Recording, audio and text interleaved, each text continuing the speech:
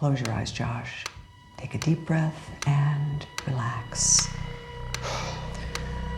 Focus on the spot in the center of your forehead. The universe is deathless. Is deathless because having no finite self, it stays infinite. A sound man, by not advancing himself, stays the further ahead of himself. Welcome to Now Playing's Insidious retrospective series. There's something wrong with this place. I'm not imagining it. I can feel it. It's like a sickness. Hosted by Stuart. He sees things no living person is supposed to see. Arnie. This is nothing like being dead. I know. And Marjorie. Well, the universe picked a fight with the wrong chick. I'm not sure if you're ready to hear this yet, but unfortunately, I can't waste any time easing you into it. This movie review will contain detailed plot spoilers and harsh language. That's fine, gentlemen. Listener discretion is advised. Today we're discussing Insidious, Out of the Further, starring Amelia Eve, Brandon Perea, Maisie Richardson Sellers, and Lin Shaye, directed by Jacob Chase. This is Arnie, the Now Playing co-host who, like Maya in this movie, got rid of his toys and got a dog. And Stuart. And Marjorie. So welcome back to the Insidious franchise. It's been 3 years. I thought when we came back, we were going to be talking about Kumail Nanjiani. Thread. There was the spin-off announced in 2023 that they were going to do that wouldn't be directly in the franchise, and they had a cast announced, and Jeremy Slater, who did Moon Knight, was going to direct. I think it's still potentially going to happen. I think they're a little unsure. Jason Blum knows that Insidious has been very profitable for his company, but how do you go further, pun intended, without Patrick Wilson and the Lambert family, right? The bigger hits in the franchise have been the ones that were about that first family, Insidious 1, Insidious 2, and the Red Door from 3 years ago. I went back and rewatched them all just to kind of get fresh and remind myself the difference between a Insidious and Conjuring movie. And I actually think the better ones are the ones when the Lamberts aren't in it. Maybe the first one is the best, but 2 and 5 are kind of stinkers. I do think that there's some low boil fun to Lin Shaye dealing with some random demons. I think they made a mistake early on killing Lin Shaye because she could have been the person that tied these all together instead of having her show up in the further in some of these. I think that they didn't have a continuous presence throughout all these, and the lipstick demon doesn't count because he doesn't really show up that much. Well, funny you should say that, because they did have a stage show with Specs and Tucker. It was traveling to Texas and Chicago. I thought we would all have a chance to see this thing, and it got aborted. But there was something called The Further You Fear that was attempting to feature everything around the Red Door and the Ghost Hunter characters. We had tickets for it, and then Arnie was like, sorry, it was canceled. And we started seeing the reports on social media, because I guess they had 1 or 2 shows, and it was so bad people were walking out. Now, I don't know how bad it has to be for people to walk out. Jason Blum is not giving up on live theater. I did see his interactive Purge. They handed refunds out for that one as well. I didn't get a chance to get refunded for the Insidious show, but he is determined to turn his properties into stage show. I hear he has a hit. I'm going to be seeing it in a few weeks, but Paranormal Activity is killing it on Broadway right now. No, I don't know how you do that. Is it a musical? Nope, no music. Maybe Tiptoe to the Tulips or something, but no one's singing. That's a shame. Singing ghosts, it worked for Beetlejuice. But with this movie, you mentioned killing Lin Shaye. I didn't know a lot about this movie coming in. If I'd seen trailers for it, I was scrolling my phone. They don't turn down the lights for trailers anymore, so I usually am just surfing my phone instead of watching all the trailers closely. The only thing I knew was that Lin Shaye was coming back, and I thought she would be the star of this film, like we talked about with parts 3 and 4 were Elise movies as compared to Lambert movies, and she's barely in this. I did look it up, though. She is 82 years old, so maybe she just doesn't have the desire at her age to lead a heavy movie like this. I do think they're looking about reboots. You talk about the thing they tried to do a few years ago with Thread, and this, I don't feel like it is a continuation. I think it's about starting over and doing it again with a new family. And yeah, you just don't hang a franchise on an octogenarian. You have to find young people and young talent to get this re-energized now. I mean, Insidious movies have been around for over 15 years, so it's time to appeal to a new generation. And so they have found an up-and-coming director, Jacob Chase. I don't know if you guys have had a chance to see his film Come Play. I started it last night, and it maybe through no fault of its own, it put me right to sleep. I was exhausted. All I can say is it has a similar vibe to this movie, but I couldn't tell you whether it was good or bad. He is quite the success story. I have not seen Come Play, but I have seen Dorito Dogs. Do you guys know Dorito Dogs? No, and I'm afraid about it.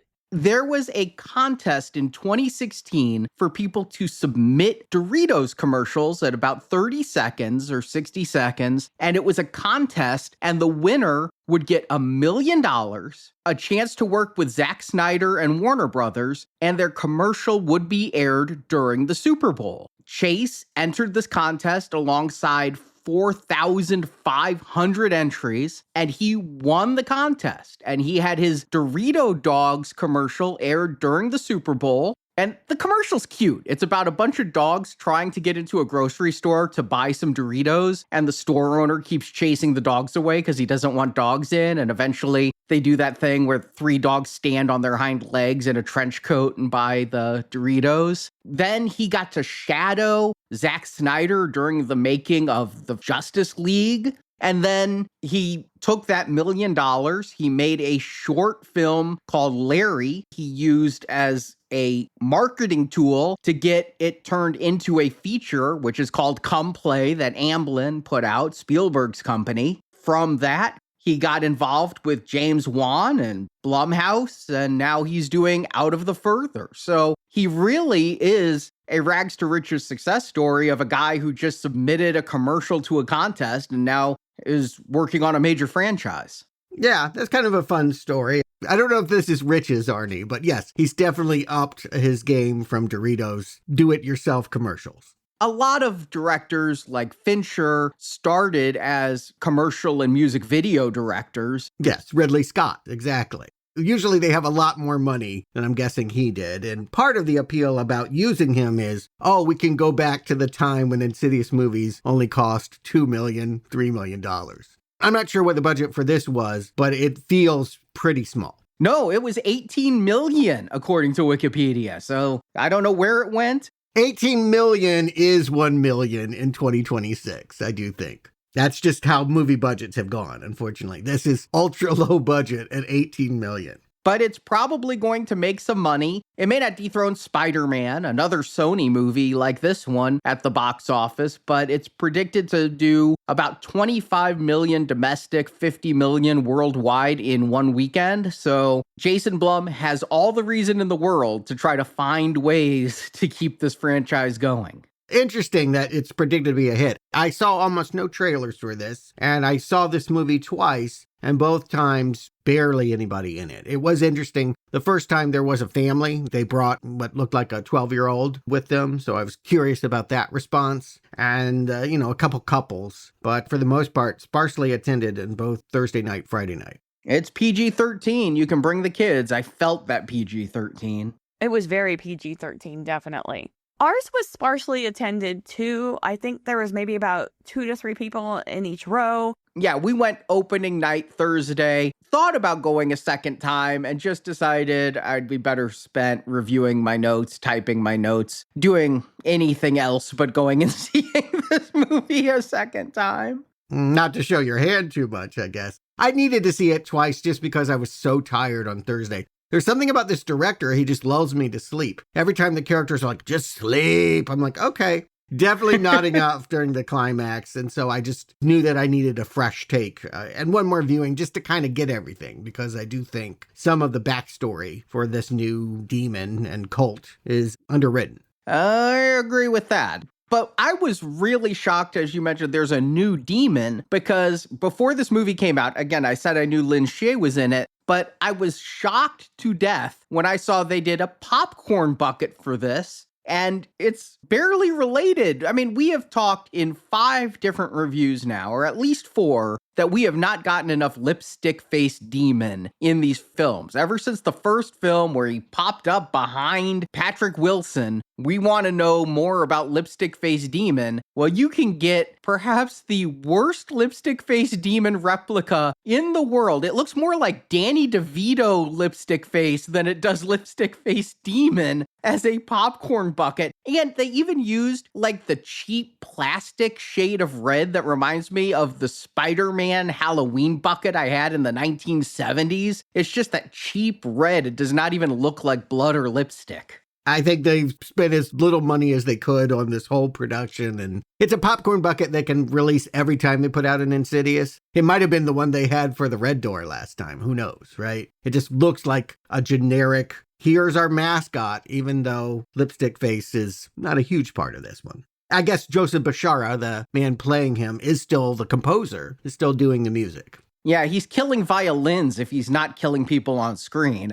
I don't think this one had as good of a score. It didn't have as loud of a score. I did rewatch the first 4. I didn't rewatch the 5th. I ran out of time. I didn't have any further time for the 5th one.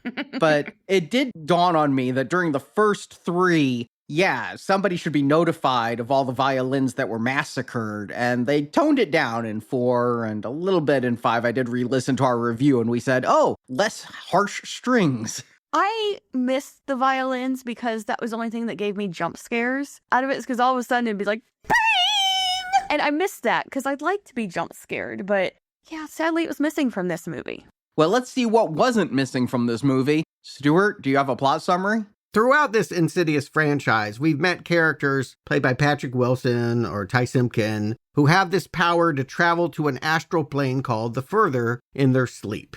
And this is the void between our reality and the afterlife, where a bunch of scary demons grin and shoot each other with shotguns and plot their evilness. Well, in 6th film Out of the Further, we meet another person capable of this power, and it's Pittsburgh dental hygienist Gemma Hall, played by Amelia Eve. And Gemma is even more special because she can move objects to and from the astral plane like a courier, and she's been doing that since she was a child, growing up with her crazy mom, Ingrid, who we think in early scenes set in 1999 is battling mental illness or drug addiction because she's looking so strung out. But in fact, one night, Ingrid completely loses it, gets into the shower, and bashes her head repeatedly against the hard tile until she dies of a head contusion. And despite the trauma of seeing all of that, little Gemma decides to keep living in that house. And 20 years later, she's raising her own daughter, Maya,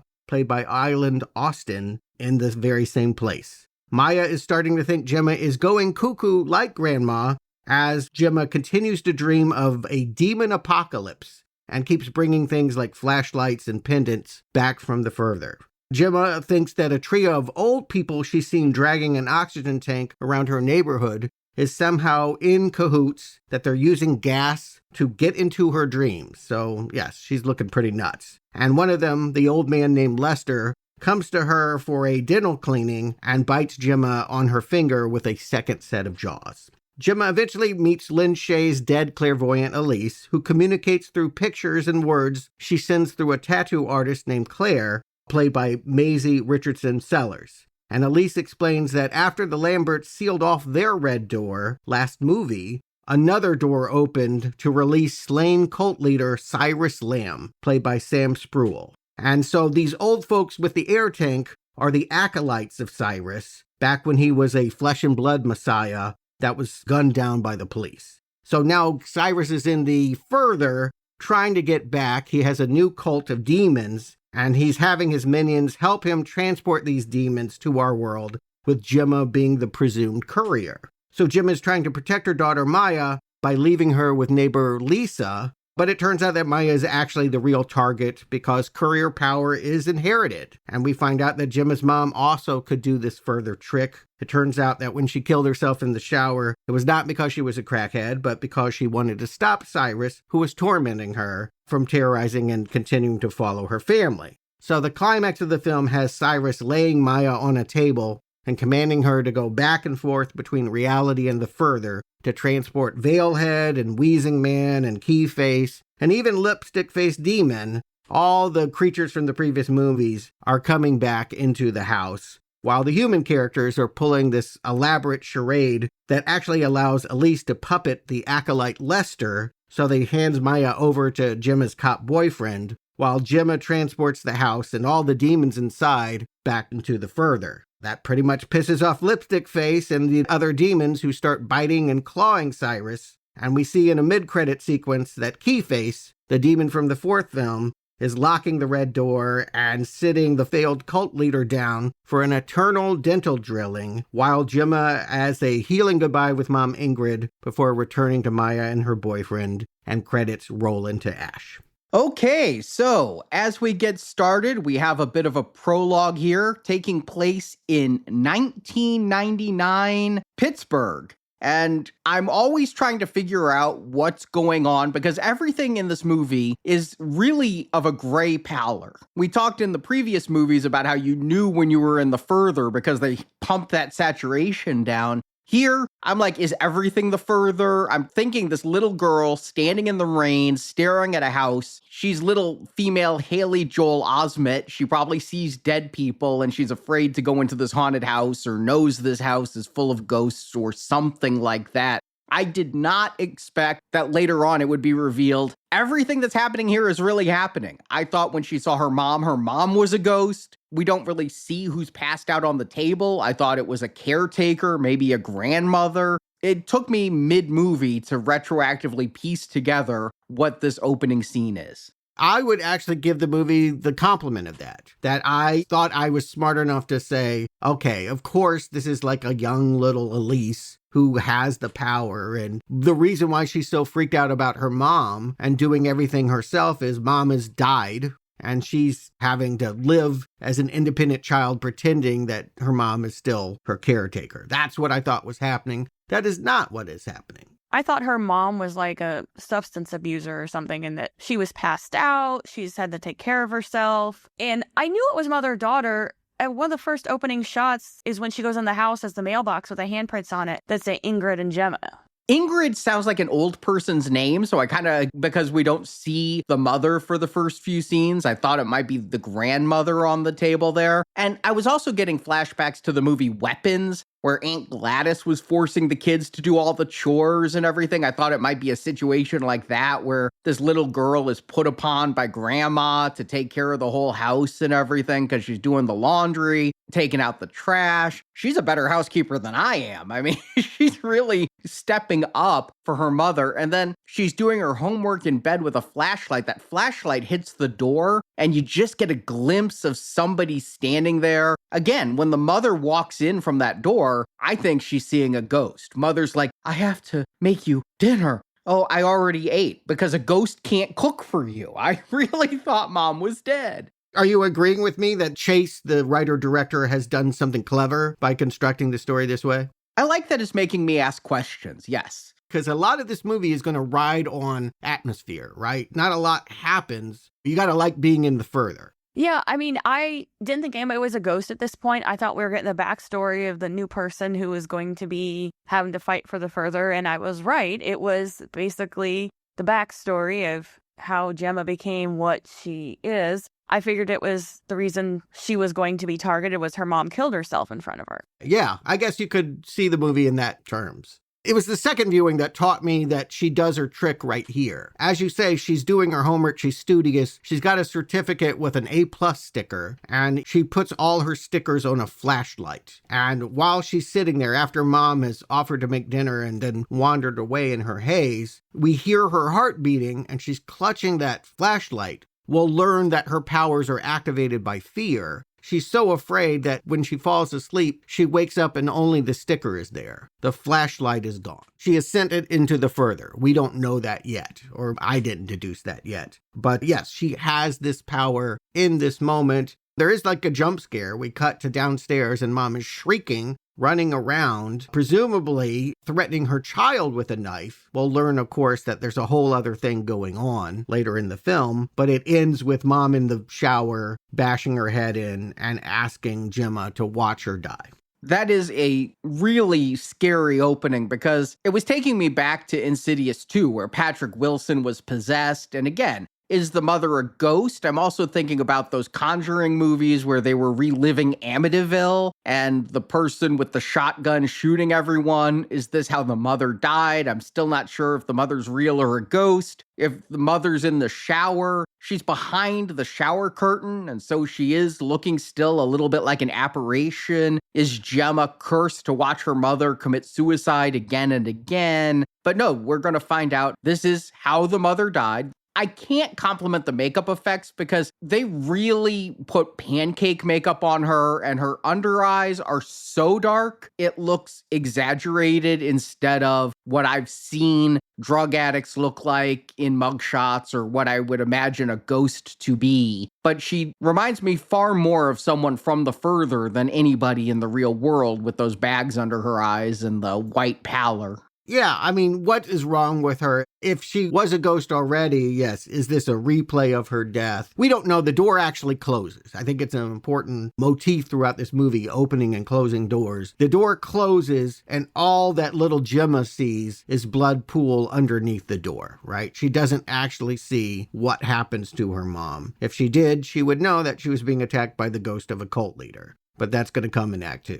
And we get our shrieking violins. You say you want them every time we see the title card, Insidious. There it is, right? I just think that the violins are a great scare, and I love jump scares. If something can get me, I love it. Hey, well, this movie's going to try. I feel like it is full of those kinds of atmospheric, what's in the dark, and then something loud happening. Yeah, that's kind of what this franchise is predicated upon, is startling you with noise as much as ghosts. PG-13, right? Yeah, it's about atmosphere, not gore. And I hear the criticism in that, but I don't have a problem with it. I like atmospheric ghost stories. We don't have to have slasher blood. We don't need to do that. Poltergeist is a perfect example of one of my favorite horror movies being a PG movie. That would not be PG today. That guy ripping his face off, that would be a hard R film today. It was a very different time in the early 80s, but no film could get away with that now. A guy ripping his flesh off and dropping it in the sink, that scared the hell out of me as a kid. This movie, there are cuts where I feel the MPAA said you're R-rated and they had to shorten bits of the movie to get that PG-13 rating. I haven't seen movies feel this edited with a machete since the 1980s when the MPAA was so hard on horror films that so much got lost to the cutting room floor. I think you're right. I think there are things that are shortened, but the editing choices I feel are more about the narrative. I feel like there's a story that I only get glimpses of that I wish I knew more of. Why don't we get into it? We jump 20 years later, which puts the film at 2019, the year before COVID. I did have to do a deep dive into Insidious timelines because I never really thought about it. But if this movie's 2019, I'm like, well, when did the Red Door happen? A couple weeks before. We'll hear that later. And it does fit because Insidious, that came out in 2011, took place in 2010. You see specific dates about that. Insidious 2 took place immediately after, so still 2010, even though that movie came out several years later. And then in Insidious, The Red Door, they say it's been 9 years since that event. So 2019 is when The Red Door took place, even though that came out in 2023. And so we are sticking to a timeline. This is almost MCU level with when the movies take place. If you want to pay attention to that. I did the same game, Arnie, because we're on this show. But if I were a casual audience member, it wouldn't even occur to me to think in that way.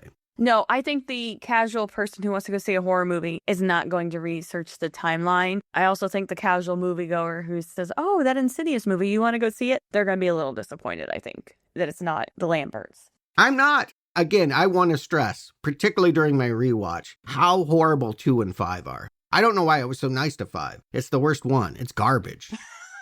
No matter what I think of this movie, it's better than The Red Door. So my big question as we make this jump 20 years in the future, why the hell is she living in that house still? You would think that you would move. I don't care if you sell it and take a loss. I don't think I want to own a house where someone killed themselves in it that I watched. I would think the memories would just be too awful. And she was a minor, a very minor. She would not be allowed to just live in that house alone. So you have to assume at some point somebody moved her out of that house for a caretaker. And she's like, oh, the house is paid off. I inherited it, and I'm going to try to make good memories in this house instead of bad memories. I mean, they do have Gemma's boyfriend bring up, why don't you move? Because we're all asking that. They try to explain it away. I think they do it poorly. Did you notice who her boyfriend was, by any chance? Yeah, the Best Buy employee from Nope.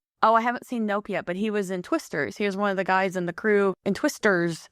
Yeah, I don't know any of these actors. I'll just go ahead and say, yeah, I saw that he was a supporting character in Nope, and I've seen her in a show that I watched, The Haunting of Bly Manor, and don't remember her. I feel, again, that we're experiencing a new, fresh cast. This feels like complete unknowns. Yeah, kind of like the Evil Dead series, you're able to bring in unknowns in a horror film like this. I mean, this is horror tradition at this point. You bring in cheap unknowns and put them in a horror film, and sometimes you'll have breakout stars like a Kevin Bacon or a Johnny Depp, and sometimes you'll be like, oh yeah, that person was in Evil Dead one time.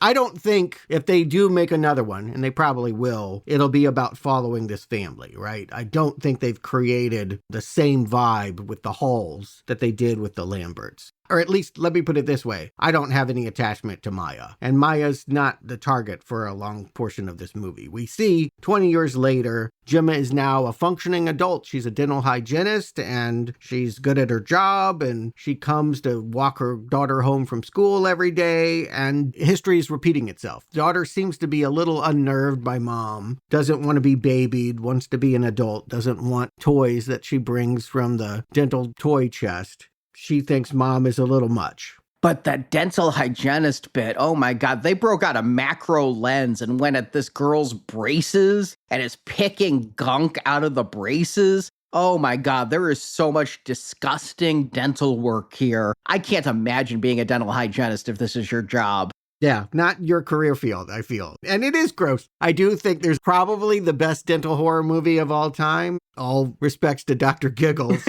But yeah, where they go with this is clearly the highlight, right? It was in the trailers. The scariest stuff is going to be in this dental chair later. Things don't usually gross me out in movies, but this movie was disgusting for me. You know, it got me on the path that I continue to think throughout this movie. Oh, didn't Robbie get braces in Poltergeist 2? And I will continue to think about Poltergeist 2 as they walk through the neighborhood and see this trio of weird old people that have a real Kane vibe to them, don't they?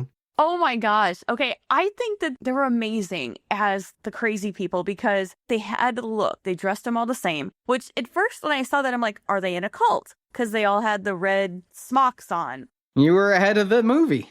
Yeah, and the way that the middle height lady with the brown hair that was all crazy, like the way she just smiled was fantastic. It was very obvious what was going to happen once you saw them. In my head, I'm like, this has got to be a cult of something because look at how they're dressed. They're weird. I think that they had a great aesthetic. I don't know why I got in this mindset, but I'm like, they see dead people. These three people do not look alive. They have creepy smiles like we've seen in The Further. One's dragging an oxygen tank, but that doesn't necessarily mean that they're in the real world because we had Man Who Can't Breathe with his oxygen mask in The Further. So I thought that they were just seeing ghosts again, Haley Joel Osment style as they walk down the road. But no, these are three real creepy ass people. I couldn't even tell the genders of them. Like they say there's two women and a man. I thought the really short one was the second guy. I mean, she's bald. Yeah, it's an unnerving trio, and it works in the same way as when Kane strolls through the suburban neighborhood and comes knocking on the Freeling family door and let me in. It has that, like, ooh, I don't want these people in the house. And of course, we see, them meeting the nice neighbors, and the dog doesn't like these people, and you can just get the sense that this is a disruption to the neighborhood.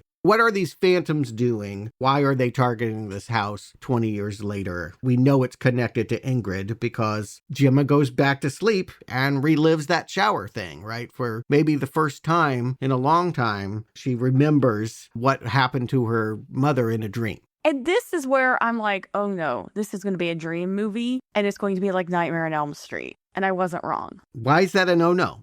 I just think that you really can't do much that hasn't been done already when you're getting into something unique like dreams like Freddy Krueger did in Nightmare on Elm Street. I like Nightmare on Elm Street, don't get me wrong, I love it. I just think it's unoriginal.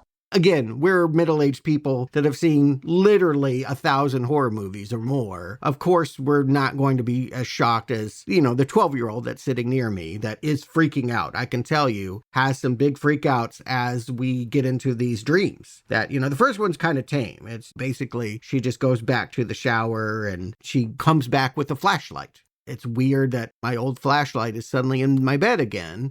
It's also weird that it gathers dust in the further. It looked like it's been under the bed for 20 years. Yeah, exactly. It's also, the child is asked to have all her toys moved out. Mom is a hoarder, right? She can't get rid of anything, including all of Ingrid's stuff. They've discovered a box of Ingrid's jewelry in an evidence bag. Again, cops went through that. We see that she had rings marked with CL on them. And so one thing I'm going to just say is I think it was eliminated from this story. I think there was probably a whole lot more about this cult backstory. I think Ingrid was in this cult at one point, and they just didn't have room to explain all of that. I think so too. I was definitely thinking that.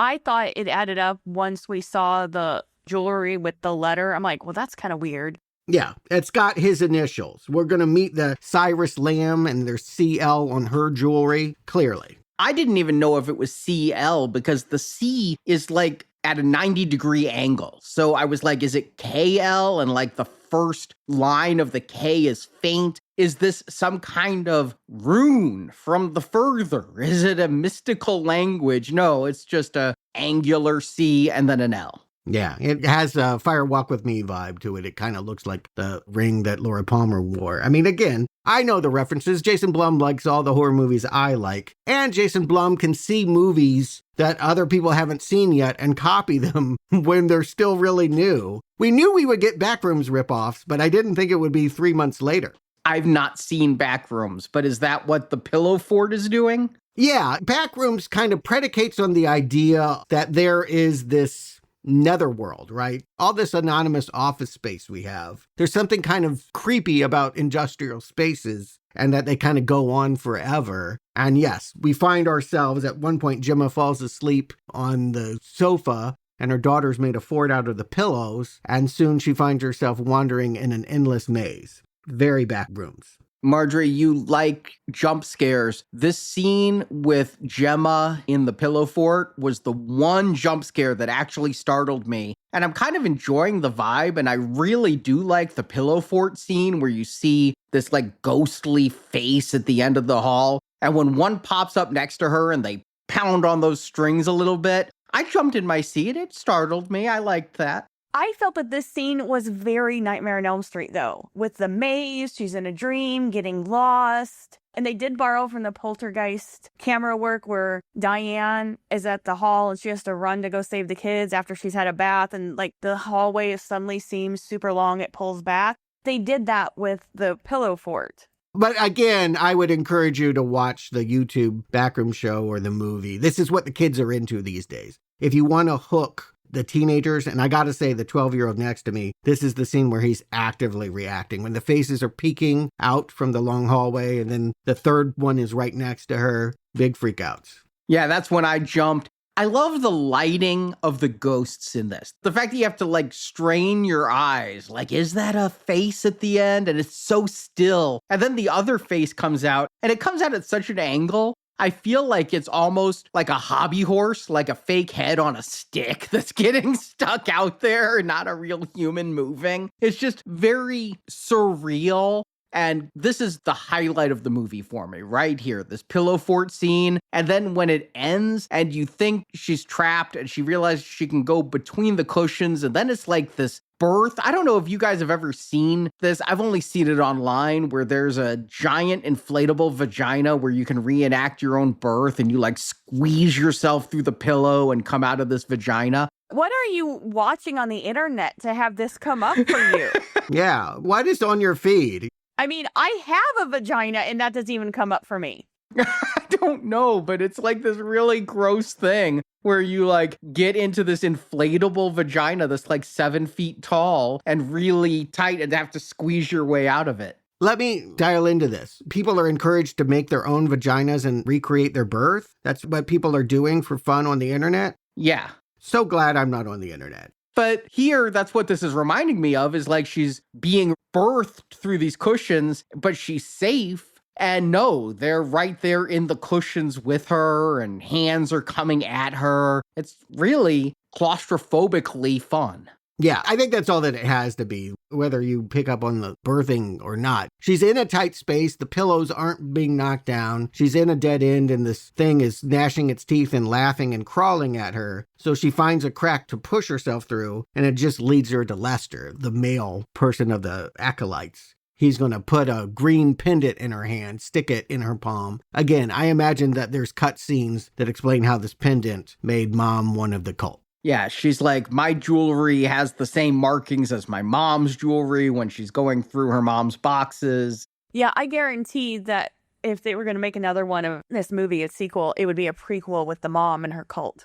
Maybe, yeah. Although the story ends up getting told somewhat through inference, we kind of get where it's going. Gemma calls her cop boyfriend, and he's digging in an evidence room that has roaches in it. I'm convinced the file that he's pulling out would have explained how this cult leader was gunned down by the cops. Yeah, this boyfriend, we're introduced to him in the dental chair. And I wish I knew a little bit more about Gemma's background. I feel like she's a bit of an unexplored character. What happened to her in that 20 years where she's now a single mom. And in the 9 years since she had Maya, she's never introduced a boyfriend to her daughter. She's like, I don't want to introduce men into my daughter's life. My daughter may not be ready for that. But did the daughter know her father? Did something happen to the father? I just wonder what happened that this man burned her so much that she doesn't want to introduce her daughter to men. I mean, she clearly had a boyfriend at one point.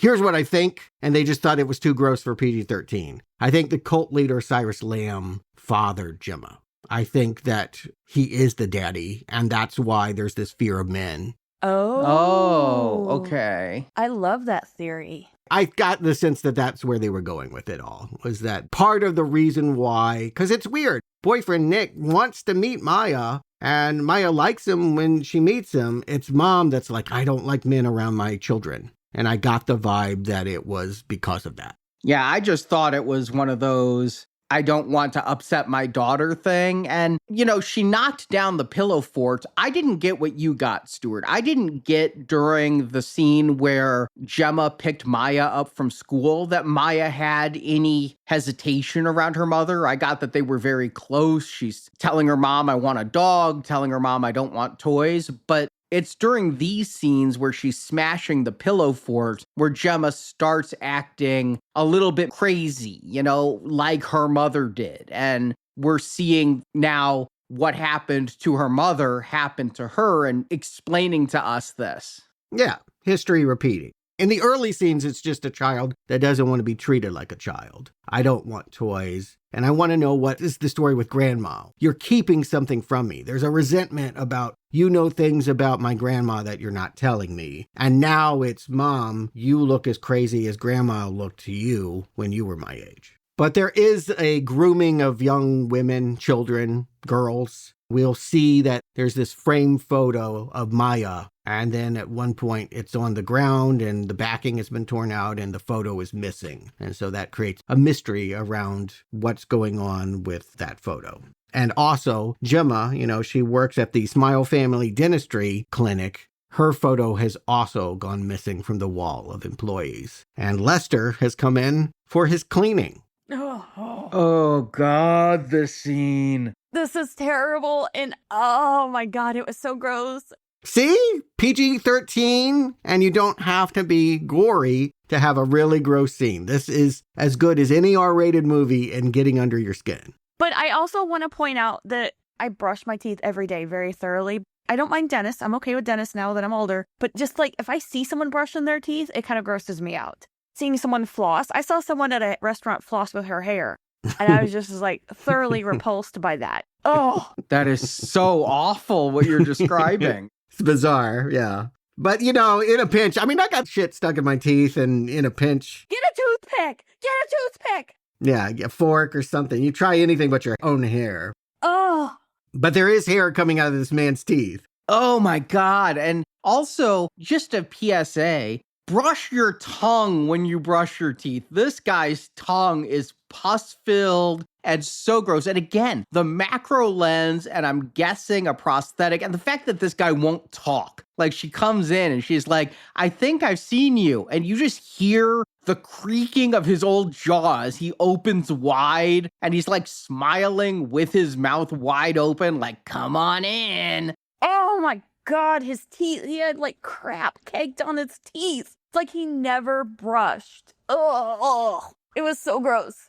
Yeah, his molar snaps, and she pulls the hair out. Oh my God, the hair. Oh, I had to hide my head during the hair coming out. I saw it coming out. There's just like, nope, nope, nope. Oh my God, it was so gross. She has to do the x-rays. You forget, but yeah, the dentist always has to step out to not be exposed to the radiation. But the climax is like reaching in there and having that second set of teeth snap down on her finger. Yeah, she steps out for the first x-ray because she doesn't want the radiation, but then she stands there and does like 7 more snaps and just gets irradiated. I hope she didn't want any more kids. You see the second set of fangs come in. All right, this is a question I have. Are these acolytes human? I mean, I think we were told they were human, but how do humans have second sets of jaws like xenomorphs? Yeah, I don't know. I think they just fell in love with the idea of the scene. These are people that can go between both worlds, but they have to have anesthetic gas. Some magic gas allows them to go to a place where they can be extra creepy. That's why they were able to go to the back room's pillow fort. But in this reality, he shouldn't be able to do that, no. Once I saw her hit her head after the second creepy jaw snapped at her, I thought she had drifted off a little bit while she was cleaning his teeth or something. And then when she fell back, it fully went into the dream. Yeah, she hits her head, and that's supposed to be enough to have her unconscious. And anytime she's unconscious, she can be in the further. It's just a very convenient thing. Again, I wonder a lot about the editing and how things might have been arranged in a longer story that explained all of this more thoroughly. But yeah, suddenly she's just there in a creepy version of her dentist office with the demons all around her. This is where we meet Cyrus for the first time. We have this cult leader in the red robe who wears these. I've only seen them either in Thai dancing. It's also kind of a sex thing. You can put these talons on your fingers. They're metal. And he kind of will use them later, like Freddy Krueger, as razors. I'm scared to ask, but how is that a sex thing? You cause pain. You cut. You bring that into the play. Yeah, this is way too much sometimes. But no, I thought this, again, gave it a Freddy vibe. Yeah, it definitely does that, for sure. If anything else, it just reminds you, because we don't have enough of them. I do feel like the acolytes end up being scarier than the cult leader. He's almost overshadowed by his minions, and that's too bad, because Sam Spruell was pretty scary in the last season of Fargo. He was the main villain, and he definitely was ominous, and he didn't have to hide behind all of this to be menacing. He's a big, scary guy. I don't think they use him enough. Here's the thing is, early on, they don't show him. You just hear this voice, and it's this deep, bass-filled voice. And because of the popcorn bucket, I'm like, Lipstick Face is finally talking, and his voice is awesome. And it's not Lipstick Face. Can you imagine my disappointment when he shows up, and he looks more like David Carradine from Kung Fu than Lipstick Face Demon? I was thinking Richard Brake, but he's not as imposing as he could be. And again, I think there's a lot of footage from the 80s of when he was a flesh and blood cult leader that would have been really gross and R-rated and probably involved harm to children when these acolytes were children. These acolytes were children in World War II. They are old. Yeah, well, they had to be filmed on this VHS because they're there as children on the VHS. We'll see that later. The timeline is muddled, but the point is Gemma is saved from this dentist of horror by entering in at 35 minutes. Lin Shaye has arrived with her lantern because that's what she does. It's kind of funny that she just chases them away with the lantern, like waving it around like, shoo, shoo. What else is she going to do? Put up her dukes? An 80-year-old woman? I'm glad I rewatched the others because the lantern is truly the weapon of protection in this entire franchise. It is the cliche of light banishes the demon in the darkness, but it's a repeated thing again and again that there's this old school four-sided lantern. It's her weapon. It's what allows us to believe that Lin Shaye can be a badass. And she hands Gemma half a burned up book that has all the drawings of the demons in it and this address 44 Geller Place that she's told is where she could be found in the material plane. I was really hoping that this was going to take her to Specs and Tucker. I thought that's where she was going to end up and maybe they would help out, but instead we get the other Lee. Lee Winnell was that character. I mean, they can't get Specs back because he's now an established director that's doing other things. He's a producer on this movie. Tucker, they might be able to get. I haven't seen too much of him. Hey, Specs was at Texas Frightmare Convention just a couple months ago. I met him. He's a very nice man, and I forget he's not American. When he spoke with an accent, I was just like, oh my God, I forgot. But if he's doing conventions, he could come back and reprise this role. Here's the thing. I didn't love them so much that I need this to be the thread through all the Insidious movies. I really don't need anything to continue from the Lambert adventures. But then does it continue to be the same franchise if it doesn't have any threads keeping it together?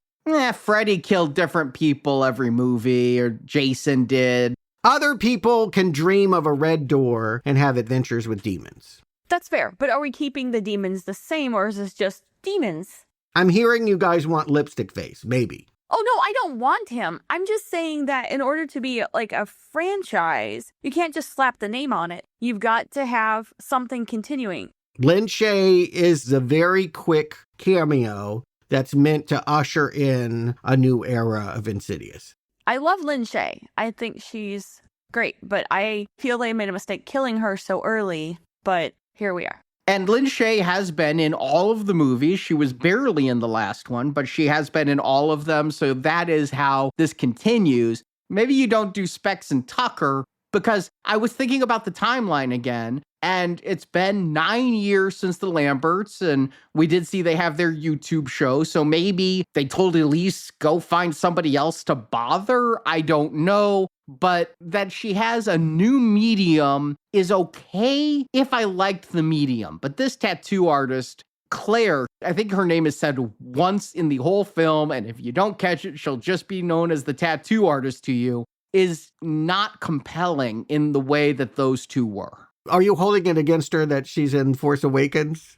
I didn't remember her in Force Awakens. Who was she? I don't know. I figured that's your job. She's not Lando's daughter from The Last Jedi. That I would hold against her. At this point, when she gets here, she talks so much about grapefruits. I really thought grapefruits were going to keep the demons away somehow. Like, you know, the hedge apples you used to get to keep bugs out of your house. Well, what she says is that this is the best medium to practice inking, right? She's tried it with pig skin, and it was a little rough. Grapefruit skin is as close to flesh as you can find. The gimmick is Lin Shaye can send her images, pictures in her mind that she tattoos on this fruit, and they're connected. The story gets told later. Claire's died in childbirth, never got to see her mom. It's Lin Shaye that told her how to draw her mom's face on her arm. So that's why they're bound. She's a terrible tattoo artist. I just want to throw that out there. That picture of her mom, Arnie pointed out, looked like Bill Cosby. Maybe that is her mom.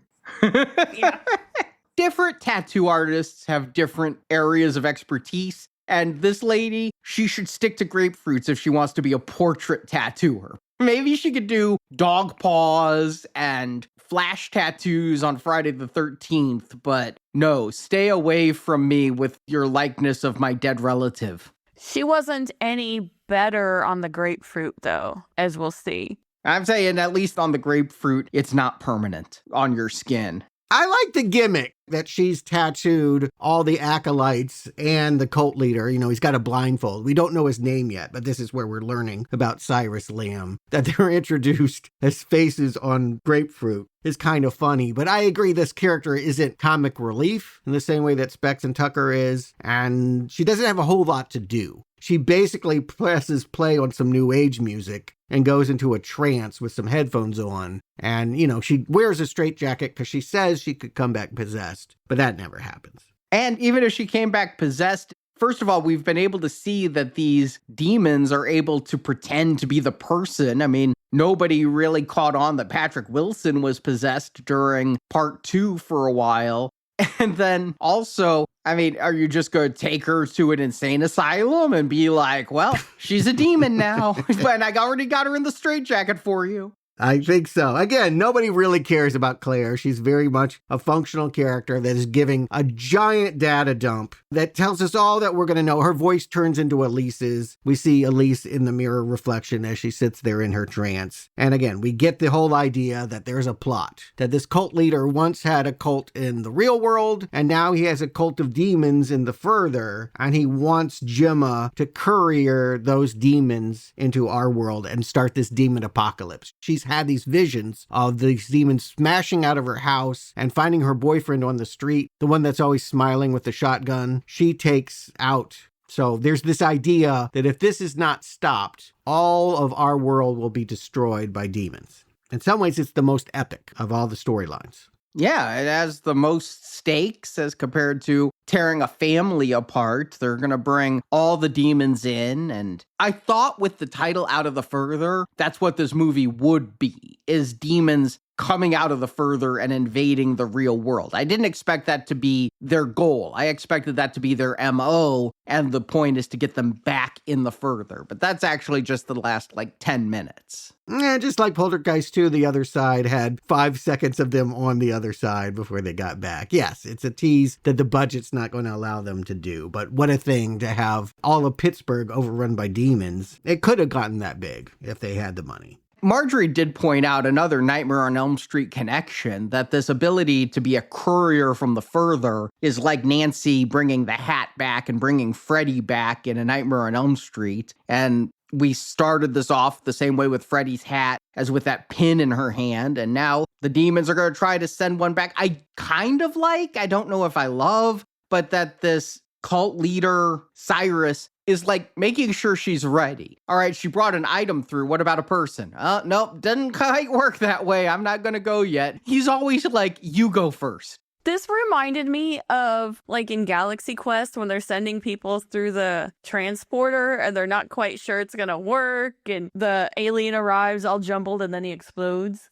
They send the loser one. There's all these demons standing around the dentist office, but you got the one with the mouth guard on that's slobbering all over himself. Yeah, who cares what happens to him? The fact that she can only bring his upper torso back, it convinces Nick, right? Nick is the one that so far has been rolling his eyes and thinking, you're kind of acting crazy like your mom. You know, this is what gets her to use that line, the most famous line of the series. It's not the house that's haunted, it's me, right? We got to do that line. He's convinced of that once he's in bed with this half torso of the slobbering demon. Again, because it's PG-13, all that's coming out of this half body is dry ice smoke, not gore. That's fine. Why does it need to be gore? I'm just mentioning it for the listener. I'm not saying that this is necessarily a negative. But you guys are harsh on PG-13 horror movies. I think you've even made grandiose statements about there are no good ones. And you keep bringing up Poltergeist, which I'll again say would not be rated PG-13 today. I'm going to bring up this movie. I don't think this movie's been bad. I think it's been pretty atmospheric. I think it's worked pretty well so far. I don't know. Where are you guys at? I mean, it's okay to this point. I mean, I was grossed out by Lester in the dental chair, and I give it that. But, I mean, it's okay. It felt like it just borrowed from its ancestors before it a lot. My feeling is I'm of two minds. On the one hand, I'm impressed by this film. in that I feel it's very technically achieved. There are some really good shots. There's a top-down shot when Gemma is in the further, and you see this extended shadow. I've mentioned liking the lighting of the spirits or the acolytes in the pillow fort. I think the macro lens stuff reminded me a little bit of a Final Destination movie with the extreme close-ups on teeth and things. But I'm appreciating all of this and enjoying none of it. I just am not getting into this film. While this is technically good, it's leaving me cold emotionally. I don't care about these characters. I don't know enough about this cult leader to feel like he's a good big bad. And I think sometimes franchises leave us that way. I've never really liked any of the Fast and the Furious, but I know a good one from a bad one, right? I can say that I don't really care and still say recommend or not recommend. I feel like they really could have branched out and made this their own by keeping Cyrus as like a henchman of Lipstick Demon or something like that and playing into the cult thing. And they could have continued with this if they wanted to make more if it was successful enough. I didn't hate it at this point. I just felt I'm like, other than the dental stuff, this is all stuff I've seen before. No doubt. I want to underscore at this point in my life, most movies I see remind me of movies I've seen before. That's just where I'm at. I've seen too many movies, and particularly horror movies, there's certain tropes, and this one particularly loves Poltergeist 2. Carol Ann had a speak and spell in Poltergeist 2. Now this Maya has, it looks like a ripoff of Groot. It's a dancing piece of corn in a popcorn bucket. It is her way of hearing what's going on. And if we were, again, astute second viewing, it's going to tell you that she's the real target, right? That it's talking through her, that Cyrus says, I see you sleeping, she's almost ready. And he's telling his acolytes to go take over the neighbor's house. The Sullivans across the street were this nice couple, and now they're dead, wrapped in adult diapers in the attic. And the acolytes have taken over their living room in their house.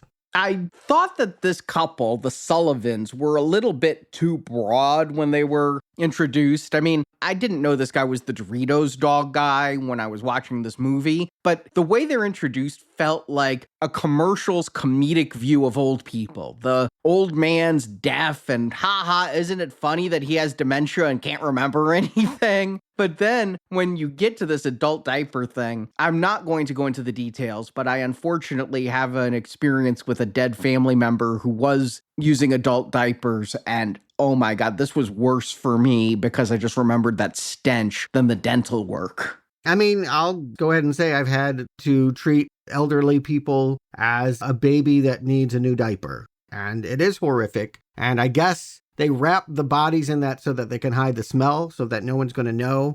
Gemma sends her cop boyfriend over there to do a wellness check so that she can sneak in and find out some stuff. This is where she realizes, hey, they're the ones that stole my dental hygienist picture and they're smearing it with blood. And hey, they've got these old VHS videos of Cyrus back when he was a flesh and blood cult leader to children and making them do things that are cut out from this movie. The video kind of warbles and we never are quite sure, but they're culty weird things. In her terror, she sends the TV set into the further. I loved the use of VHS tape for this, and I loved the old TV. Yeah, the retro vibe. Again, that's all the backroom stuff, too, is like part of the horror is this long ago decade that just sort of stretches on and you could get lost in. Arnie, I think we need to watch Backrooms. Yeah. I'm sure we will. They'll make a sequel, and I hear trilogy. I'm sure we will cover this. But this is the vibe that we're getting here. But again, not quite the story. I don't think I ever understand who Cyrus Lamb was to these acolytes and why they're still so devoted to him. The acolytes feel like the scarier thing, and Cyrus feels like the Dark Lord that doesn't pop up until the end.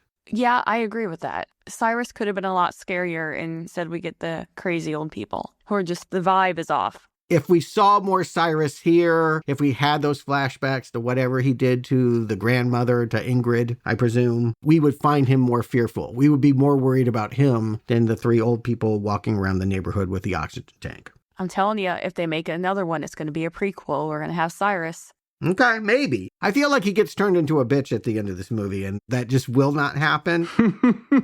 This is where the plan comes in place. Claire drops by with a whole grocery bag full of grapefruits, and soon they're plotting on how they can do this thing. Okay, the acolytes breathe gas, and that allows them to be in the further where they're guarding the red door. And so the plan is we're going to have Nick go over and find them while they're breathing the gas, unhook them, they'll disappear from the further, and now Elise and Gemma can lead Cyrus through that door and lock him in there. And Claire will lead them back or something. I don't know. Claire has no point. But Claire will monologue their journey back into Gemma's body. That's what they hatch. Somehow the acolytes know this because they're going to hide in different places. It's going to become an Easter egg hunt under the floorboards for them.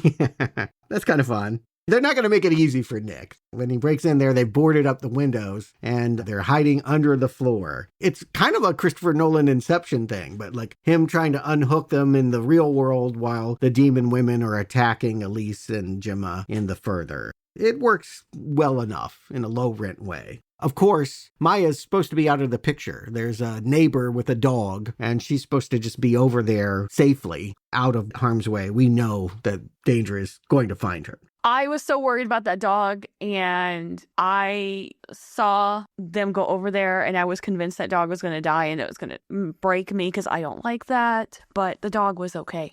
I knew this movie wouldn't kill a dog. I just knew because we saw Cyrus slit somebody's throat, and I wasn't even sure if that's what happened because it cut away so quick. You just see the finger go across the throat, but you never see a speck of blood in that. The babysitter, Lisa, the neighbor. Yeah, Cyrus is going to do this several times, and it cuts so fast away that I'm like, that dog is safe. And they're going to make sure you know at the end of the movie, that dog is safe. It's weird to me because Nick is a cop. He could have, even during the wellness check, called it in and had backup come in and get these people out and expose how they've murdered the Sullivans. But instead, he's going along with this plot where they're all going to do it themselves, and that's a riskier thing. But as he is finding the people under the floorboards, we see that behind the bloody portrait of Gemma is that missing photo of Maya, and that's also bloody.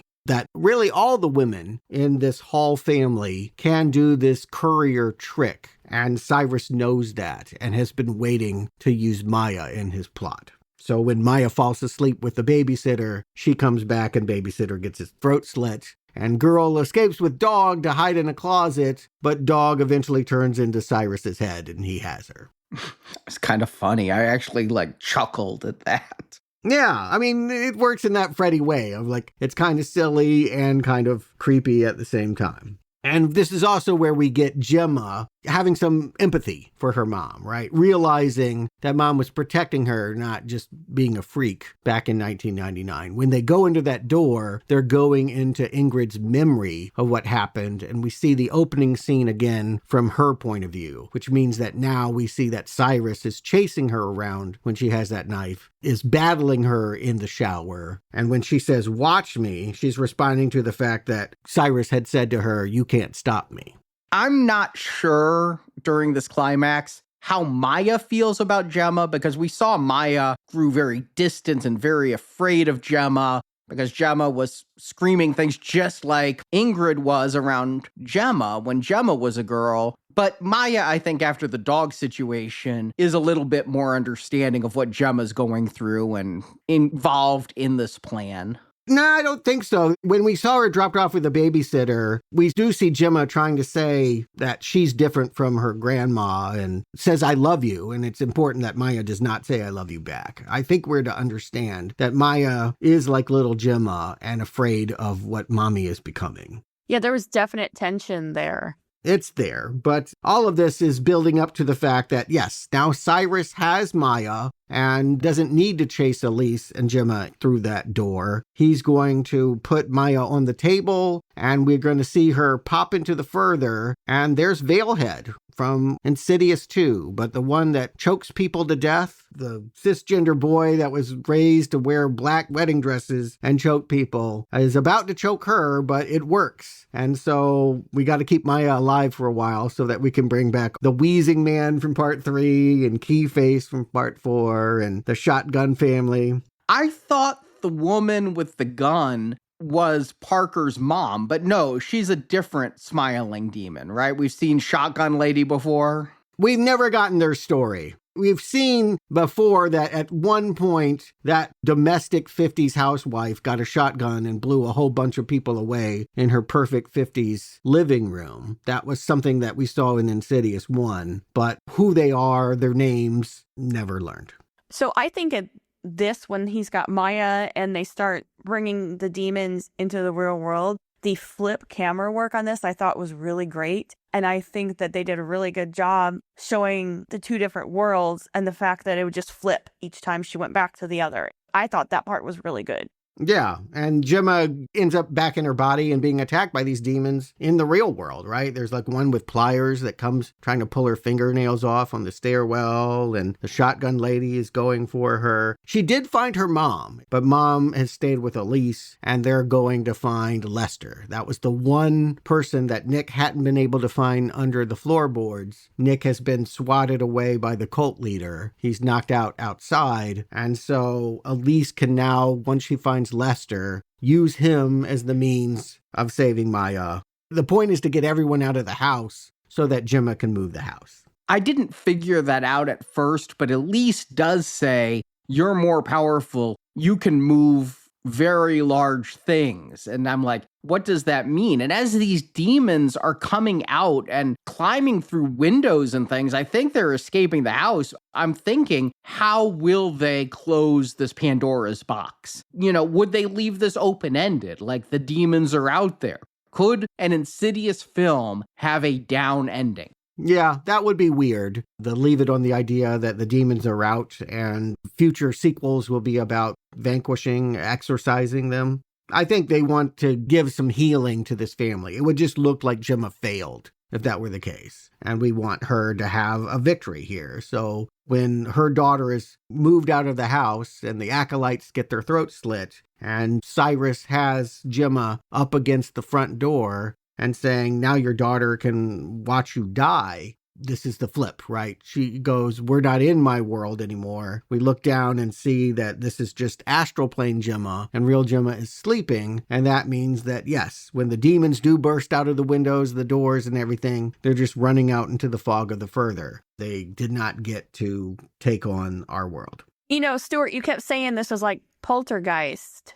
And here we are, the house is gone and the problem's gone. That was kind of the setup, right? From the very first shot, we saw a child staring down a house, and we had the boyfriend always saying, you got to get out of this house. It's full of these bad memories. This demonstrates visually that she is healed, right? That when she wakes up just laying in the foundation, nothing else remains of this creepy house. We know that Gemma can be a good mom again and that her daughter is fine and hugging and embracing her. And she even had a nice tearful goodbye with Ingrid, who's now probably going to pass through the further into the afterlife. But Elise, I'm guessing, is going to stick around and be in sequels if Lin Shaye can survive. She was barely in this one. I hope she finds a better medium partner for the next one, but I don't feel like she's going to rise to the fore any further. No pun intended. Yeah, I think this really was intended to give it to that tattoo artist or somebody else. And unfortunately, nobody wants to see a movie about Claire. They didn't deliver that. And I would have been cool with the acolytes, but they're all dead, right? They all got their throats slashed. The mid-credits, nobody stayed for it but me. But the cult leader is going to be tortured forever in the dentist chair. I think we see Keyface. He has those fingers that can change into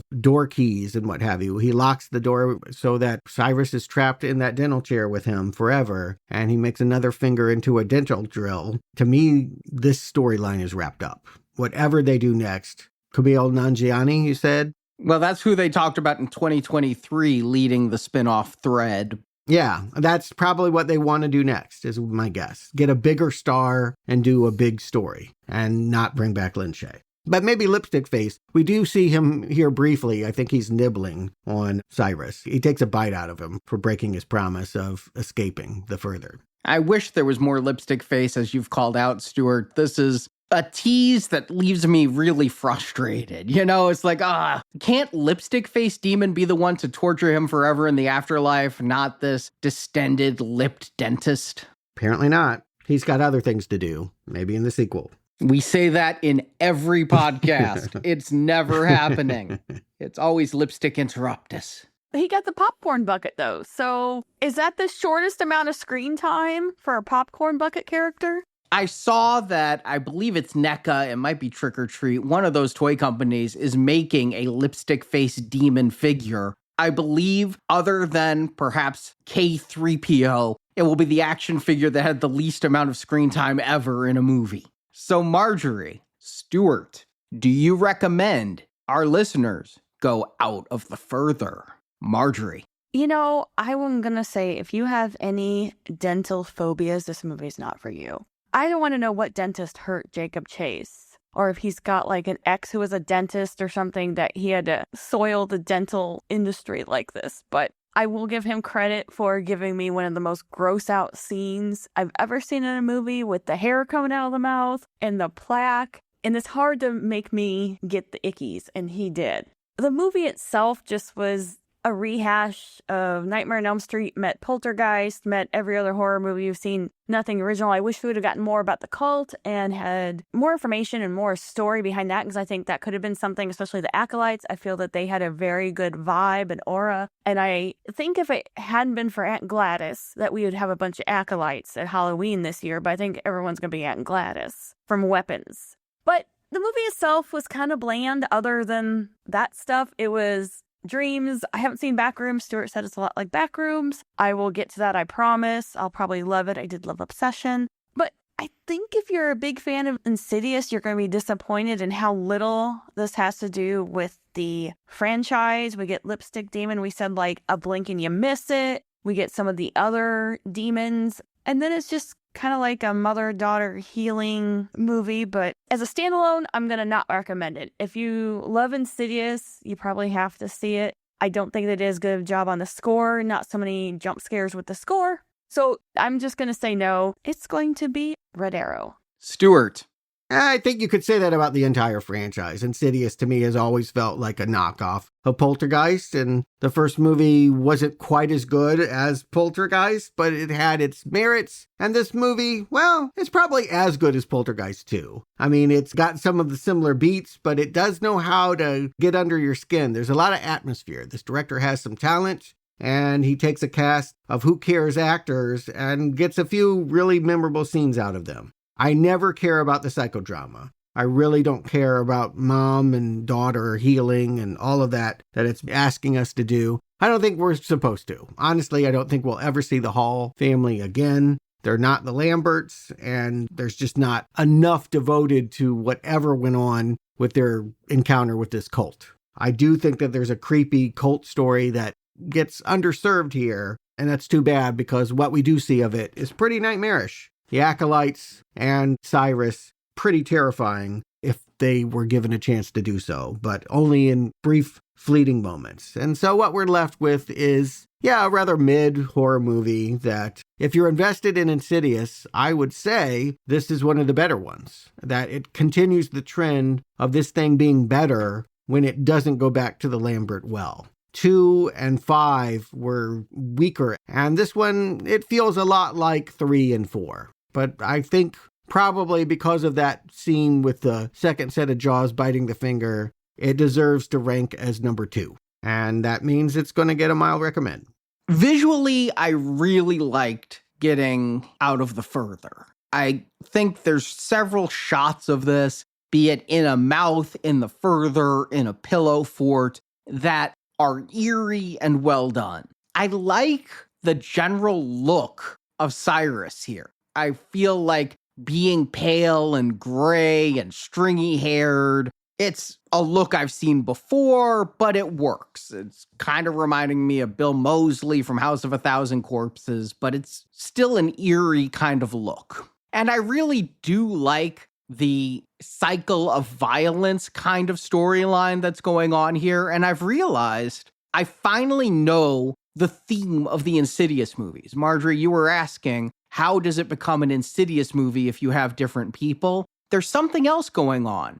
Just about all of them have fear of the parent as the theme going through them. When I was rewatching, it's like, okay, well, part 4, Elise was scared of her dad. Part 3 was a struggling absentee dad, which was also part 1, where Patrick Wilson, we called him a dick because he'd lie about having to stay late at school to grade papers and not be home with his special needs comatose child. So I think bad parenting plus demons in the further is what makes an Insidious film. Well, I tweak that. It's about forgiving your parents, right? It always ends with people having more understanding for what first seems like a demonic parent, and sometimes is, like Insidious 2. I like that this coalesced that theme for me. And I think the cycle of violence, the mom that appeared to be drug-addled but just turned out to be haunted, and then the daughter, Gemma, having that same thing. But the fact is, I just didn't care about any of the characters here. It's nothing against the actors, but I don't feel like their performances were endearing. They were fine. I do feel there are 2 weak links in this. There are 2 characters that are just so underdeveloped as I just don't care about them, and I should. The first is Nick, the boyfriend. We didn't talk about him a whole lot. I don't care about him a whole lot, and yet he is vital to this climax, searching this house. And then Claire, the medium, just had no personality whatsoever. Tattoos and piercings are not a replacement for personality, despite how many people sometimes think it is. And so not liking them hurt this film a whole lot. It's certainly not the worst of the franchise, but I am going to give it a weak not recommend. Like all of these films, it's always just right there riding the line. There's things I appreciate about Out of the Further, but I can't say I think people should spend their time out of the further. My ranking now, including this, is 2, 4. Those are the recommends. 5, 6, 3, 1 are the not recommends.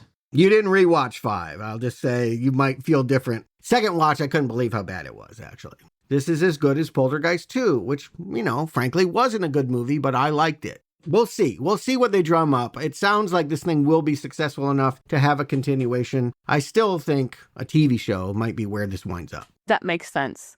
Recast Elise with a different actress and give her a Specs and Tucker and have them investigate new things, an X-Files kind of show every week. That just feels like where this should be. I agree with that completely. And without Lin Shaye, we need to find another central character. When they introduced Carl, it did not work as the person to carry the franchise. But we'll see. I know we're going to be back to the further in 2 to 3 years. These never come out as fast as I expect. For as much money as they make, they never fast track and rush and just grab a spec script and call it Insidious. And yet it feels like it never goes away because there's a Conjuring movie in between. And we're going to get one of those next year. Around this time, I hear they're putting out a prequel with a recast Vera Farmiga and Patrick Wilson. So we'll see how new people, if they can be as endearing. The best thing Conjuring had going for it won't be there next year. We'll see if they can compensate. Did they recast from the young people who portrayed them in the last film's flashbacks? Good question. I do not know. Believe it or not, I haven't cared enough to even track what's happening with this movie, but I know it's cast and filming, and it is slated for August 2027. So we may be done with Insidious for right now, but these middling ghost story late summer movies, they're with us every year. Well, you know who we're glad is with us is our donors. And we have some special shows for our donors. Last Friday came out That Thing You Do. And this Friday for our patrons, we are doing Cliffhanger, the Sylvester Stallone movie that people on our Facebook group are exceptionally excited for us to review. Oh, how interesting. It felt like a Die Hard ripoff back in the day, but I wonder if it hasn't gone on and has its own acolytes, as it were. There are 2 patron exclusive reviews in the next 2 weeks for August, just at the tail end of August, Cliffhanger.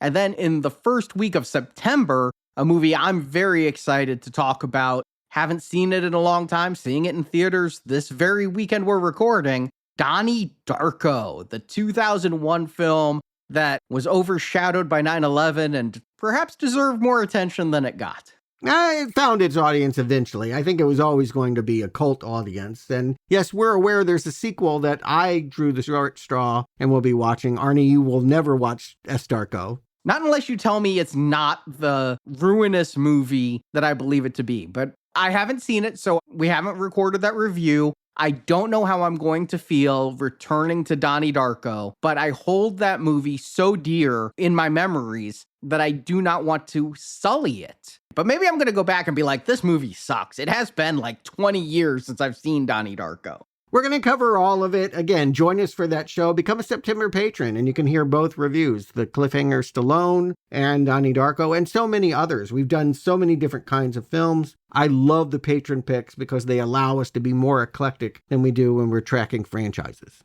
Like video games like we're doing next week? Yes. We're back into the Now Playing Arcade on Tuesday, building up to this new Resident Evil movie that doesn't look half bad. But to get there, we do have to go to a Sci-Fi Channel movie called Red Faction Origins, and I don't know anything more than that. Yes, you can get all of these patron picks for a donation of $10 a month on Patreon, on Podbean, or on Apple Podcasts. If you're a Spotify listener and you subscribe through Patreon, you can link your Spotify account to Patreon and get these bonus podcasts through Spotify. Again, just $10 a month, and you get well over 100 bonus movie reviews and a new one every single month. I say at less than a dime a review, it is the best bargain in podcasting. And that's why we want to give a shout out to these patrons. They really keep us going. It's why the lights are still on, why the ring light got bought, and while I'm still here, gosh, I mean, we're 17 years into this for me. So let's give a shout out to our platinum level or higher patrons: Timothy Graham, Garrett Collins, Neil Mulcahy, Cox J, A.T. White, Cody Patterson, Jay Thunder. Now, the next one, I'm just going to try to pronounce as if it were a word when it looks like somebody smashed their cat on their keyboard. Quixvizan, Alejandro Avila, Adrian Butler, Chris Spivey, Yo Joe!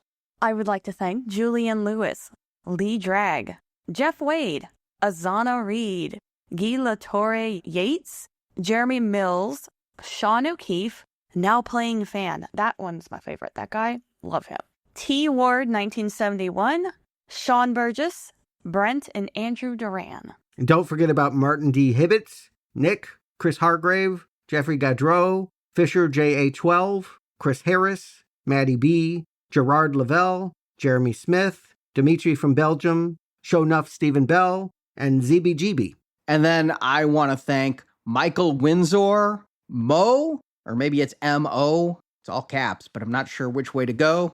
Jeff Gannon, Joshua Klein, Joe Black, T. Costa 2176, J. Clark Fisher, Rudax, Matt Moorish, Chris Cross, Tom Ward, and Robert Redden. And again, I'd like to thank Dixie Dino 2, not to be convinced with Dixie Dino 3, John, S.G. Harsh, Sean Williams, Hey You, I Know You, Kiefer 51, Simon Brennan, and Daniel McNally. And last but certainly not least, Sam Rodriguez, Moabir Kemraj, Seamus Finlayson, Andrew Craik, Grand Canyon, Kent Lyons, Patrick Favor, Nathan Williams, Lucas Dosher, Tom Lazalata, Functionary 1, Lee Addison, and Tom Yancic.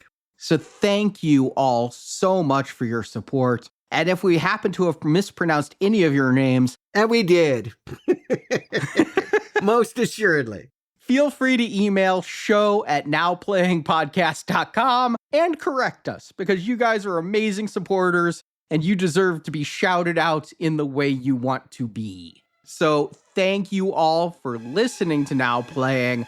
We will be back next week with Red Faction Origins. Until then, leave this podcast! Leave this podcast! Leave this podcast now!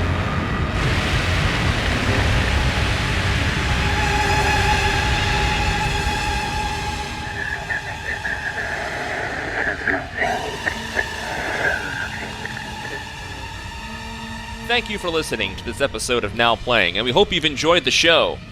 You called me here, and I'm taking that as an acceptance of my readings.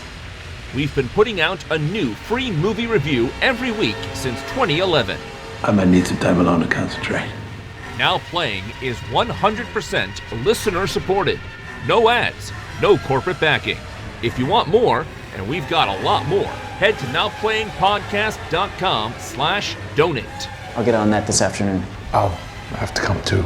For $10 a month, you get exclusive reviews, full bonus series, and access to shows you won't hear anywhere else. Help keep the show going at nowplayingpodcast.com/donate. What choice do I have? Gotta pay Dalton's bills.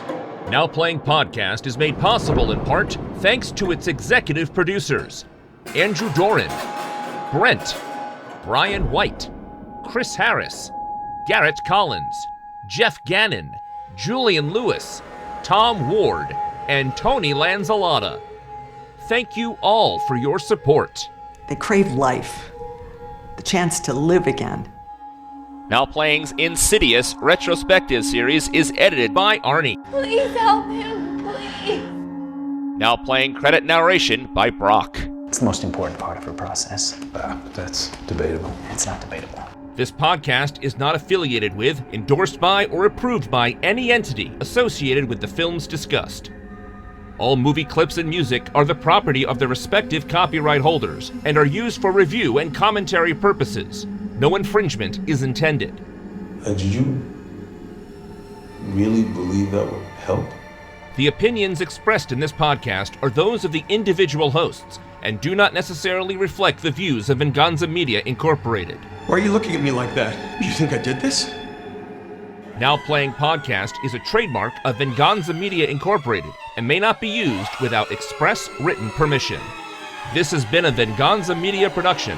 Copyright 2026. All rights reserved. Come on, let's get out of here.